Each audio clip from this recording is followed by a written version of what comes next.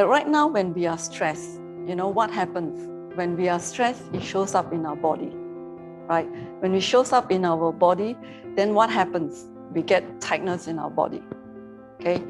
It is not so much the stress, but really our habitual response to what we deem as stress.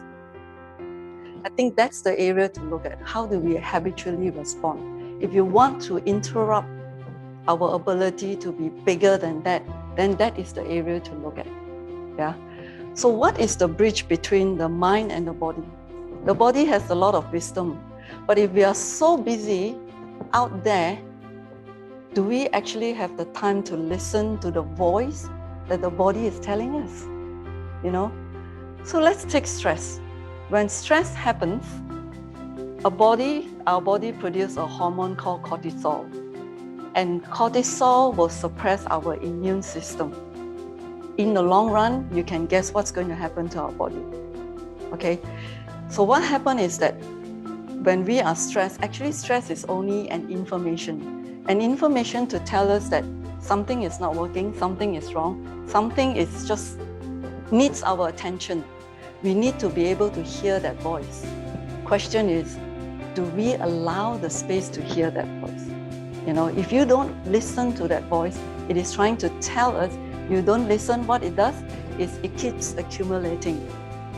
And in our body, we have this central nervous system. Central nervous system is made up of parasympathetic nervous system and sympathetic nervous system. Sympathetic nervous system is the one that sympathizes with our emotion, with our stress. How do we know when that system kicks in? When your throat is dry, when your muscle is tight, when your body is constricted, your breathing is irregular, it's shallow, People will find that they need to go to the toilet more often, they need to drink water more often. So that is the evidence that the system has really kicked in. What do? Very often we say, never mind lah, it's okay, we can take it. It's okay, drink more water. It's okay, go for a walk. Going for a walk is good if you know how to release it, but we don't. When you don't, what happens is that you actually weigh it down, and when that happens, your parasympathetic nervous system may not be able to neutralize it.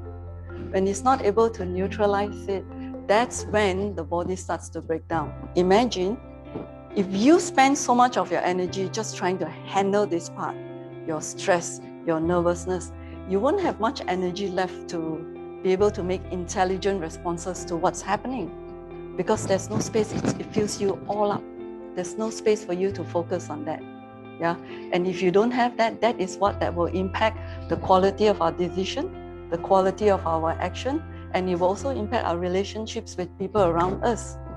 Worse still, it impacts the relationship with ourselves. We feel bad, we feel guilty, we feel awful, and then we feel awful that we feel awful, or we release our anger, then we feel bad that we feel angry, then we are guilty that we feel angry, or we are guilty that we don't feel angry.